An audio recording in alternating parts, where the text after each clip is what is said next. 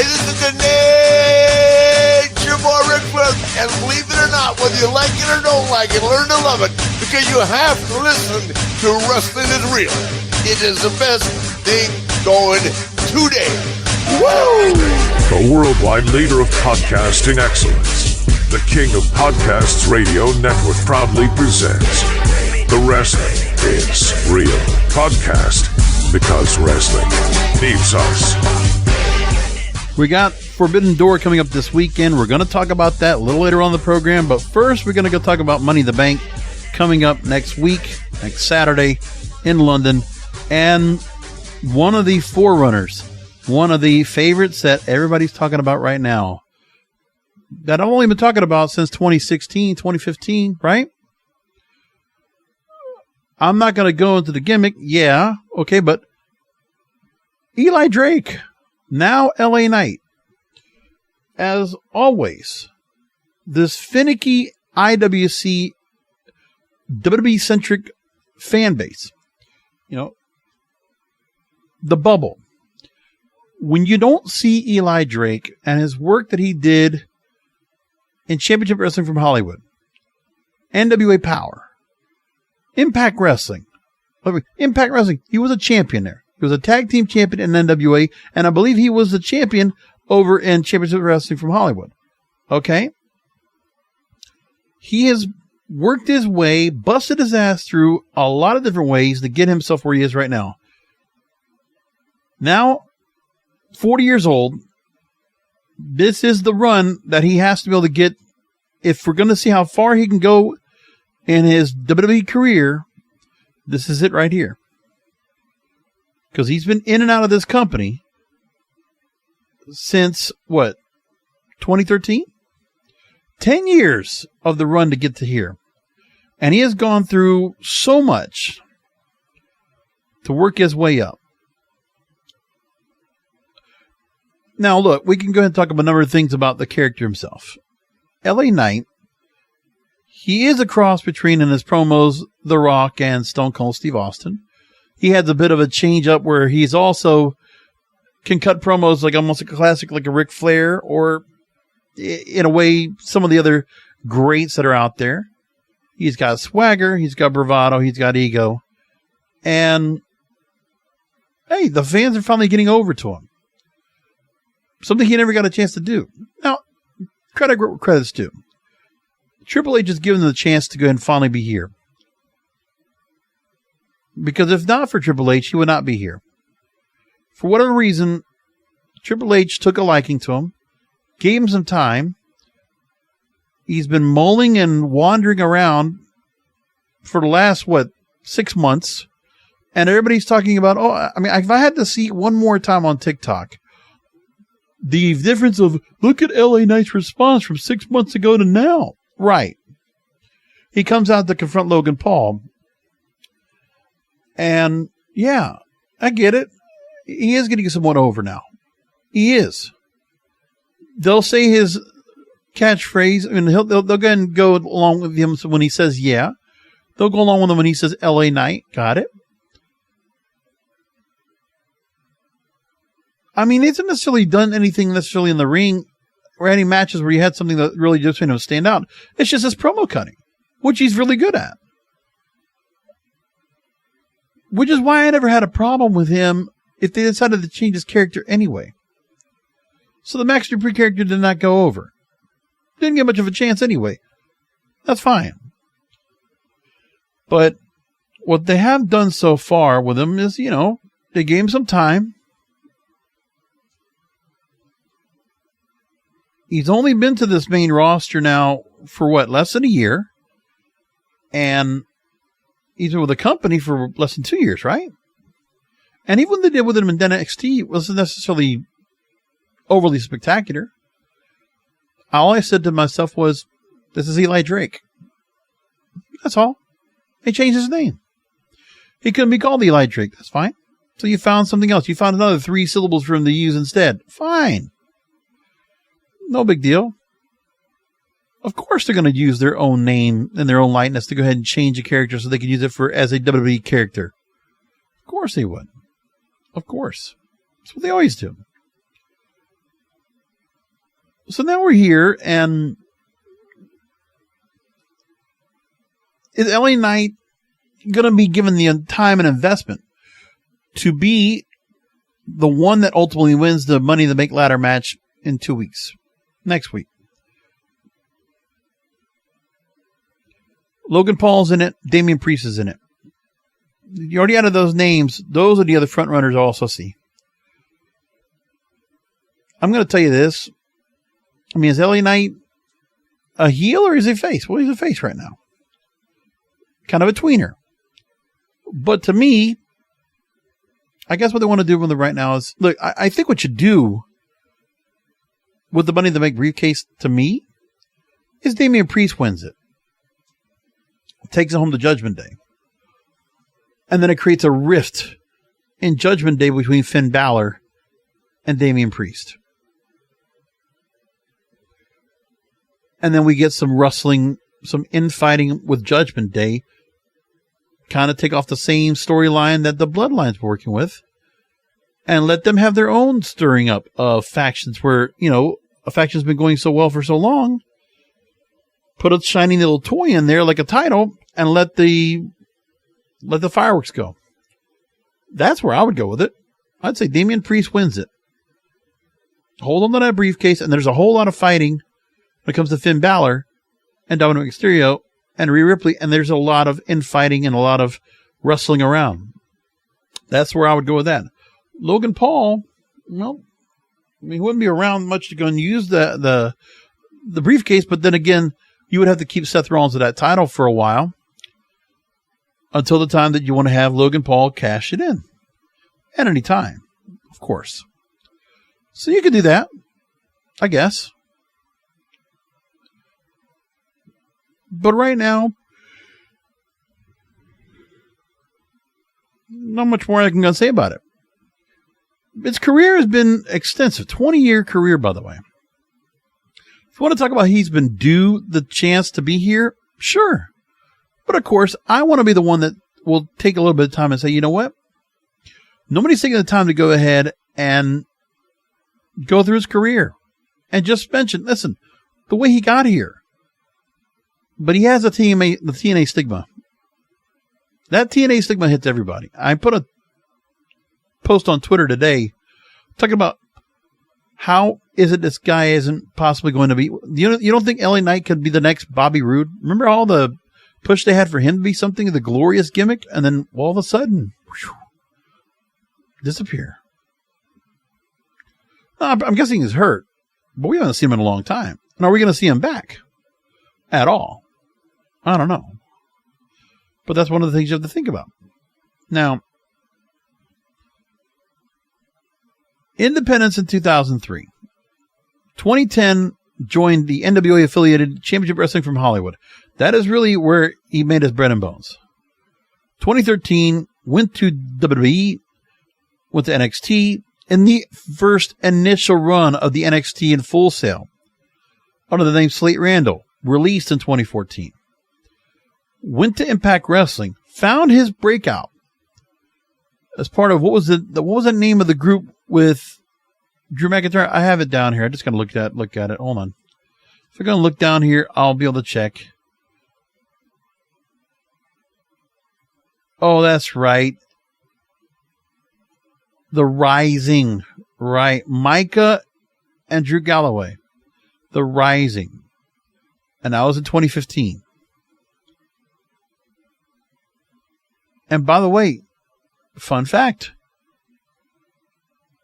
Eli Drake participated in TNA's One Night Only's TNA Gutjack tournament, right?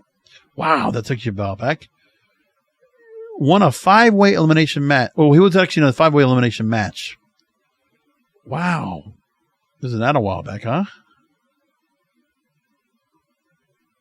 And by the way, Tangaloa, who's with New Japan Pro Wrestling, was the one that won the elimination match, a 5-way match. And then, March 27, 2015, he joined Drew Galloway and became part of the Rising. And when they gave him time to talk, Eli Drake got some people's attention. It was like, whoa, this guy can talk. Eli Drake. He started doing the three-pointer right at that point. And then the Beatdown Clan was the folks they were going up against for a while. Eli Drake would turn heel in July of that year after he cost Drew Galloway a match against the TNA World Heavyweight Champion at the time, Ethan Carter III, EC3. And then Drake and Galloway had a feud. Bound for Glory of that year went in the Bound for Gold Gauntlet. Was part of the TNA World Title Series. And then January 2016 won the Feast or Fire briefcase. So he's already won a briefcase before. And it contained a title shot for the future TNA King of the Mountain Championship. Also interesting, where they had the whole deal with Drake and Grado with their Feast and Fire briefcases. And that was a deal for a bit. But then things changed. He got over with his talking. Fact of life. And they don't let him say a fact of life anymore, but that was his gimmick. And they gave him his own little buzzer. The way, yeah. And he started getting over doing his fact of life segment. Drake would become King of the Mountain champion. And then when he won the Bound for Gold Gauntlet, he eliminated Tyrus. And then he got a chance to go after the World Heavyweight Champion at the time, who was Eddie Edwards. And there was a point where they gave Eli Drake a match with EC3. And it was a title shot versus a voice match. Ethan loses, he would lose his heavyweight title shot. If Drake lost, he would not be able to talk for the rest of 2016. And EC3 won. And Drake couldn't talk. And then another briefcase win for Eli Drake. He would become Impact Global Champion, which was the former TV title, the former Legends title, and all that stuff, right? And then in March of 2018, he would get a Feast or Fire briefcase, and he would go and team up with Scott Steiner to become World Tag Team Champions, beating the LAX. How about that?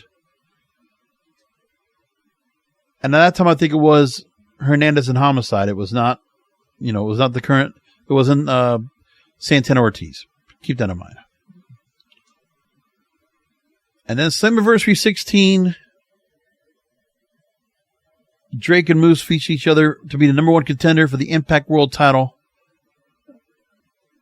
In June of that year, Drake signed with Impact Wrestling for another contract. And then he started getting to a whole deal with winning against, he was going up against, hardcore wrestlers and doing things like that.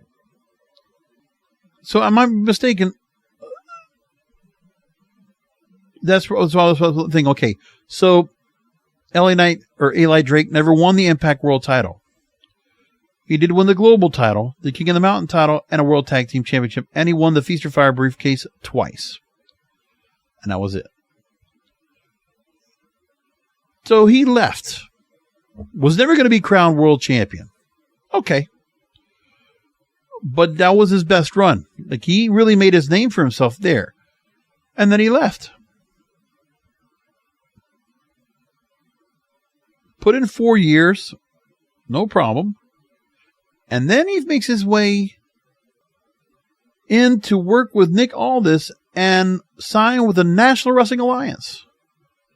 And in January 2020, at Hard Times, the first Hard Times, Drake and James Storm with the Rock and Roll Express and the Wild Cards, which were part of Strictly Business, to become NWA World Tag Team Champions. And because of the pandemic, Eli Drake was released because NWA wasn't working, which was unfortunate for a lot of things. Then he goes to NXT TakeOver, or NXT TakeOver Vengeance Day, February 2021, becomes LA Knight, had his whole deal with the NXT North American title, And then the whole deal with Ted DiBiase and Cameron Grimes and that whole deal for the $1 Million Championship. That was a cool little storyline. Never won the NXT title. Did not win that. But now we're here.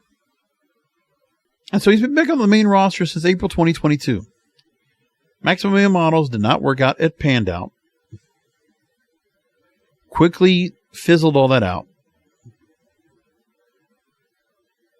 By September of last year. Now, since then, the start of the year has been bad for LA Knight. See, everybody thinks we're going to go and see LA Knight succeed when I'm telling you the Royal Rumble had that pitch black match with Bray Wyatt. Did everybody forget about that match? That was not a good showing. Now, granted, they buried him in that match. Quick match. And then after that, he went to the Under the Giant Memorial Battle Royal prior to WrestleMania. Did not wrestle at WrestleMania and got eliminated by Bronson Reed. And now he's in the Money in the Bank ladder match. Okay, just because he has gotten the crowd behind him. Okay, crowd favorite. But everything leading up to what he did in NXT in the short time and what he's done on the main roster doesn't say anything. That's what we got to realize. What are you going to do? What do you do to go and get LA Knight to be over? I mean, if you're going to give him the briefcase, he's got to be in legitimate feuds. Are they going to do that? And so I think that the audience out there needs a second guess. Do you really think LA Knight is going to be given the chance to climb the ladder to main event level, getting that Money in the Bank briefcase? Are you really putting it around your head? The fact that LA Knight is on SmackDown, what's he going to do? He's going to cash in on Roman Reigns? Does it have to be any title? I mean, what? Does he want to go after the U.S. title and go after Austin Theory? I don't know. Hello? The fact that I bring this up tonight is just to make the bigger point. This is where the audience decides to go ahead and think that because Triple H is in charge, everybody thinks that we're going to just get somebody over because they deserve it. Now, sure, if I want to go and say that the company, it should look back at the laurels of what this guy's gone through in WWE, getting in and out of NXT, right? Trying to work his way up, go to the Performance Center, knows what the WWE style is, right? And then having to go out and work back into the company. I mean, look, he's done it. I'll tell you this. If Scott D'Amore happened to go ahead and re-sign LA Knight, if nothing ever happened with WWE and he goes back to Impact Wrestling, I think Eli Drake would get a chance to win the world title. I think he would get a chance to be that world champion at this point. I think they would consider it. But right now, in WWE, he's been given this whole thought that he doesn't really look like main event material. Might talk it, but we've gone through this before. And the main event level, I mean, nothing against LA Knight, but he's 40 years old. Are they going to take the time to go ahead and put him up at that top level now? And at the moment, who's he going to feud with? He hasn't feuded with anybody significant since he's been here, right? Look, if you look at what he's already done in his career, when he went off, like I said, after the whole deal with Cameron Grimes, Braun Breaker debuted, and then Braun Breaker beat him. Beat LA Knight. And then he lost a fatal four-way match for the vacant NXT title. Then Knight feuds with Grayson Waller. And then there's a double turn. And then Knight was part of a War Games match from last year. This would be 2021. He was at War Games. And then he went up against Dolph Ziggler for the NXT title and lost. And then he had a brief feud with Gunther. And Gunther beat LA Knight on the way out. The record that LA Knight has getting up here, he's not gotten a proper push. That's the company that wanted to give him a push. This is not a Daniel Bryan incident here. You're not going to get this guy over to go into this. This is not a Kofi Kingston situation either. I don't believe we're going to get that. He hasn't won gold anyway yet. Like LA Knight's supposed to go up the next ladder for the IC or the US title. To get this briefcase, what's it going to be used for? In storyline purposes, nothing against LA Knight, but this is where you put the Judgment Day into it. Judgment Day gets a briefcase. You put it in there, and then you make that work. Because I don't think you can do anything else with LA Knight right now and make him win. Now, I'll tell you this. Maybe what you could do, I'll tell you this. LA Knight causes Logan Paul to lose the Money in the Bank briefcase in that match. Logan Paul, LA Knight. We already got the spark lit. Let's go there. Let's give something to LA Knight to do. If you want to give him another chance at the brass ring, then give him a feud. He didn't even get a feud with Bray Wyatt. And when they gave him a match, it was a crap match. Like, honestly, they've been feeding LA Knight shit for a good portion. It's NWA and Impact Wrestling that actually treated him well. Now, Impact saw there was a level where he was upper mid-card. They let him go after the world title, but never let him win. Right? But he got in there at the main event level.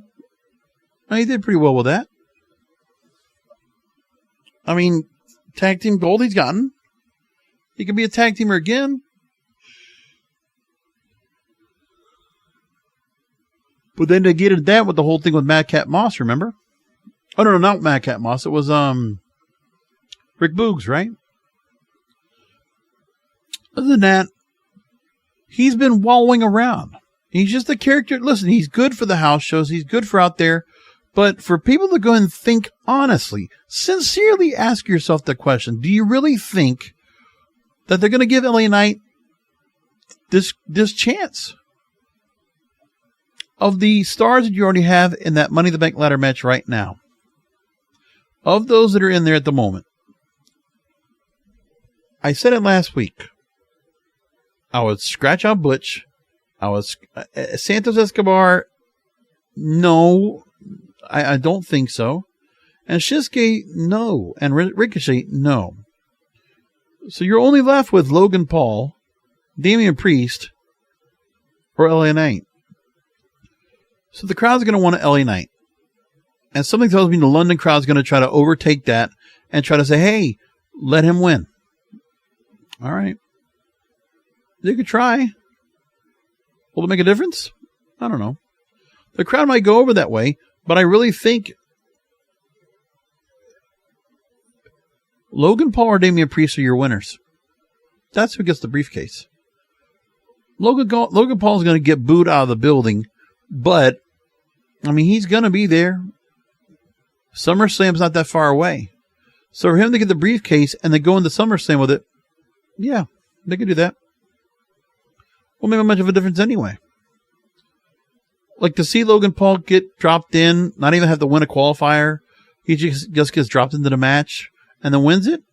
It's like what Austin Theory got, right? Austin Theory got that same treatment. They could very well do the same thing here. My thing is, I think, is Damian Priest. Because of what you want to get from the match, what you could do, I don't like it, but maybe Damian Priest and Santos Escobar cancel each other out, continues the LWO feud with Judgment Day. Sure. There's no storyline on me for Butch in this picture. Neither for Shinsuke. So what do you have left after that? Okay. Logan Paul could be the one that goes after Seth Rollins. No question there. And cash in any time on Seth. Which is what you can do right now. That's a pretty easy story to tell. And like I said, the other story I would think is Damian Priest. You put that and make it something that's an issue and an obstacle for Judgment Day to overcome, because they're already creating a little bit of rift with them anyway. So you could use that here. And I would like that. I think the Judgment Day storyline with the Money in the Bank briefcase works better for me. Because I think you go after Seth, as they've been wanting to do. But Damian Priest can hold on to that belt. And of course, you'll have Judgment Day at any time to be the Stooges to help Damian Priest win that belt. That's where I see things right now. That's the best bet for me. But other than that, I mean, no matter what, LA Knight in the echelons of importance in storylines right now. I mean, Logan Paul's not going to draw like the Bloodline. He's not drawing like Judgment Day. I mean, listen, there's got to be a drawing ability. And featured matches, you have to ask yourself, okay,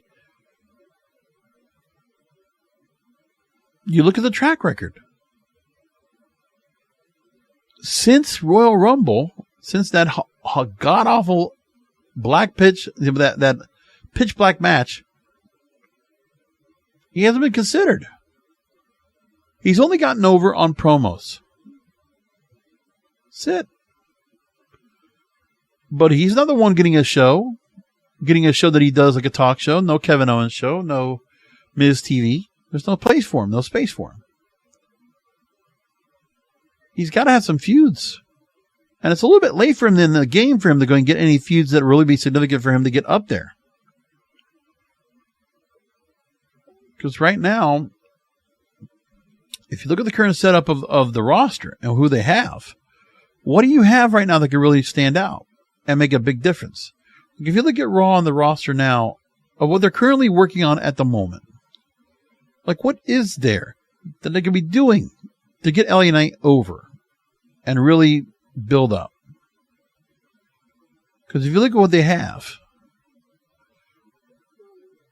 we're not going to see him and Seth at each other.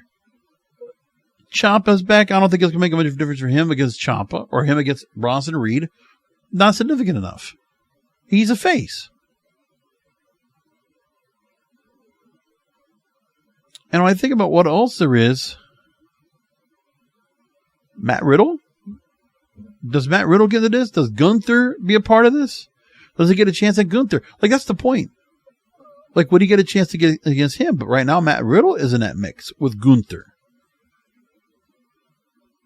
And Owens and Zayn, they're off doing their own thing. Like, where is it for LA Knight to live in the mix? Now, he could go ahead and just take that briefcase and just talk about it and just basically just run roughshod on everybody. But my guess is if you want to give him something to do, Logan Paul needs an opponent for SummerSlam. Do we want to go back to Seth Rollins again, holding the World Heavyweight title and Logan Paul challenging him? I mean, if you want to see if LA Knight has some staying power, if he can really draw, put him with Logan Paul. You've already made him a face, which I think is not the right move for LA Knight in the first place. LA Knight's a heel. Naturally a heel. But no, they're going to put him here. And they're going to say, okay, well, let's just see what happens with him here. Look, he has not gone up the ranks. You just can't put him up there without any kind of pedigree. If you're going to include what he's done in past companies, sure. But we all know what WWE does. They don't think that way. They're not going to look at it this way. They're going to look at their own records. They're not going to look at what they did at Championship Wrestling of Hollywood or Impact Wrestling or NWA. No. Or the Indies. They're not going to care. So what do you do with them? The bottom line was that when he was Slate Randall and then he got cut, He found his way, rediscovered himself, made a really significant run in Impact Wrestling. But right now, it's the prime of LA Knight's career was Impact Wrestling. He was in the prime of his career there. And he had a lot of good stuff he did. And now, no, not much more. Not much more with it. So I don't know what you do. But they're here with it. They got their point. All right. I mean, right now, I don't know what you do with him. But I mean, yeah, he's on SmackDown. So I mean, can't do it on Raw. I mean, the thing is, if he wins the Money in the Bank briefcase, he can't do anything on Raw or move over there. That's what they're going to do. Because unless you're going to have him go up against Roman Reigns, I don't know. But that's the whole point. I'm looking at it just as like, okay, if he wins the briefcase, he could be free agent and be appearing on both shows. Okay. Well, let's just say he stays on SmackDown itself. And if he stays on SmackDown itself, what does he do? Ask yourself the question. If he stays on SmackDown,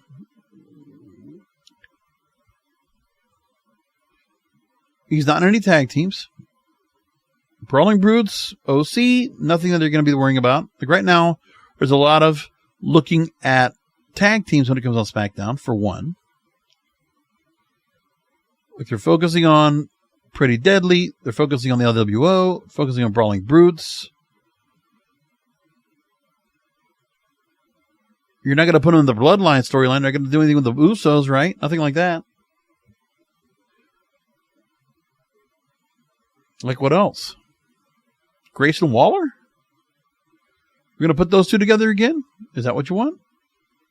Does that work?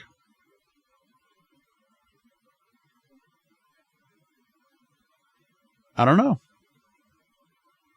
Baron Corbin? No.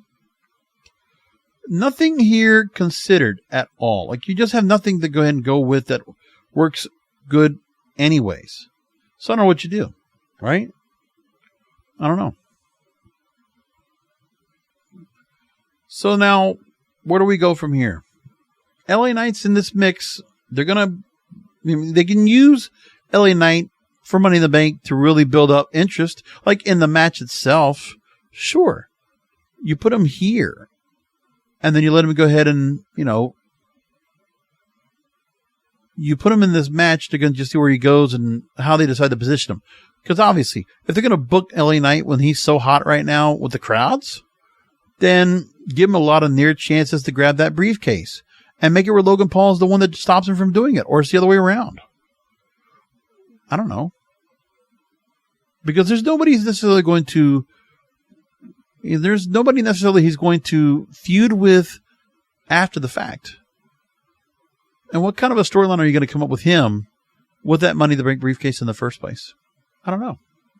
We're going to get to AEW in just a second because we got about Forbidden Door and also got comments about Collision. But let me go ahead and go to this first. There is a story that came out about MLW.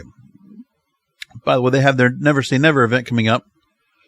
And last week, the law firm that represents MLW Media, they defeated a motion to dismiss MLW's amended complaint asserting federal antitrust and state law unfair competition claims against the WWE for monopolizing and attempting to monopolize the market for the sale of licensing of media rights for professional wrestling events in the U.S.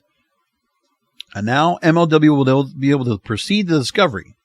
So the judge in the case held that MLW sufficiently alleged all four elements of its antitrust claims: relevant market power, anti-competitive conduct, and antitrust injury, and declined to dismiss the state law claims. So MLW wins against the powerful WWE in a court case for antitrust. So they're going to get to go to discovery. And I think WWE is going to have to probably settle here. Settle out of court. They don't need to go and run this through a court trial. That's important right there. So keep that right there. And I don't know what else you say, but that's a pretty significant story right now that you just did. So I would keep an eye on what happens with MLW, what they do going forward. Let's go and talk about Collision, which this past week, I did like Collision. Interesting, of all the places there were to talk about Collision this past week, there was a lot of talk about the fact that Eric Bischoff praised Collision and how it did. Show did not too bad to start off for the viewership. 816,000 viewers for the premiere episode. That's good for them. Now, as for everything was being done, I'll say this, that with Collision and what they did, pretty good stuff.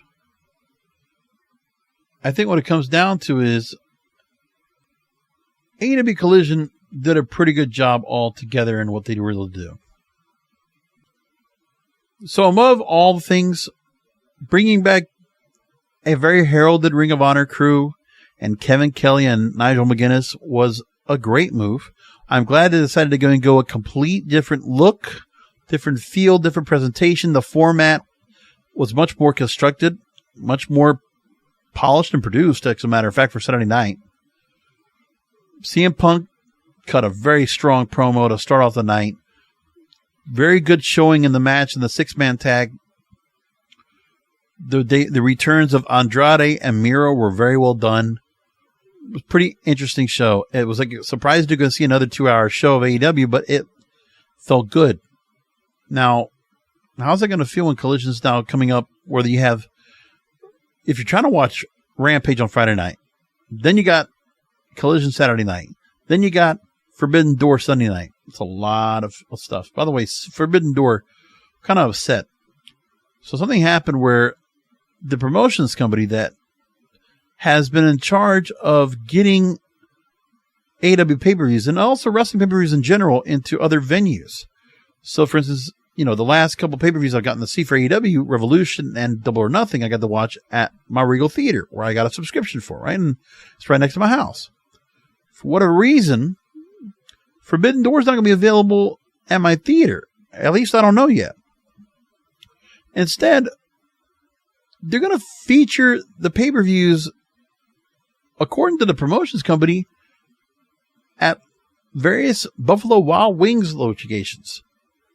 I don't think that's going to work out well. And I actually emailed the company and said, hey, what's going on here, man? Why did you guys move out of the cinema?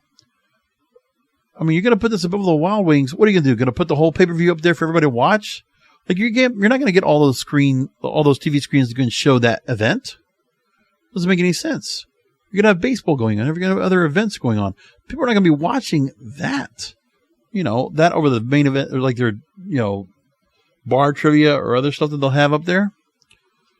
And on top of that, are you going to tell me that they're going to put wrestling on and it's going to be on the PA system, because we're going to have to be able to watch this on pay-per-view and actually listen to it? I mean, this is not a UFC fight. UFC, you could go and do that.